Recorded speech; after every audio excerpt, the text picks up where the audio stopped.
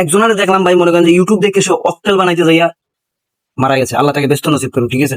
কিছু কিছু লোক আছে ভাই ইউটিউবের ভিডিও দেখিয়া, ঠিক আছে, নিজেকে ইঞ্জিনিয়ার মনে করে, ঠিক আছে।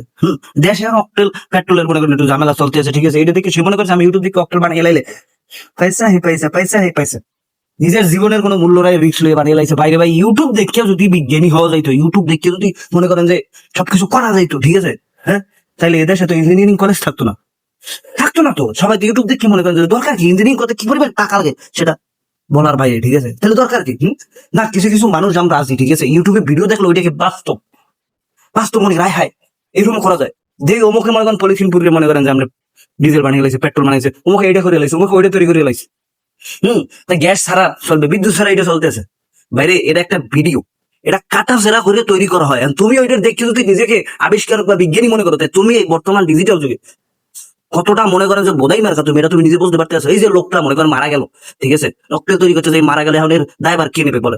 দায়ভার কি ইউটিউব নেবে? ইউটিউব নেবে বলে? হ্যাঁ, তুমি পাকনামি করো বলে, এটা একটা ভিডিও, এটা মানুষ কন্টেন্ট তৈরি করার জন্য, ভিউর জন্য, মানুষের আকর্ষণ বাড়ার জন্য এইসব কন্টেন্ট বানায় মানুষ। এটা দেখে কিছু কিছু মানুষ আবার মনে করেন যে ইউটিউব দেখে মানে ওই গেছে ফাটাই গেলে এই করবে এই করবে ওই করবে।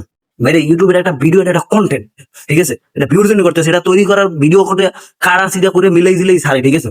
এটা বুঝতে হবে, এটা মাথায় ঢুকাও। যদি ডিজিটাল যুগে আসছো যে তুমি এরকম বোধাই মার খাও, তাহলে তো ভাই কিছু করার নাই, তো তুমি ফুটকি মারা খাবা না, তাকে আমি কেমন? তাই বলতে সাবধান হও, ভিডিও দেখে নিজেকে ইঞ্জিনিয়ার, ডাক্তার, ঠিক আছে, হ্যাঁ, আবিষ্কারক এসব কিছু নিজেকে ভাববো না, ঠিক আছে।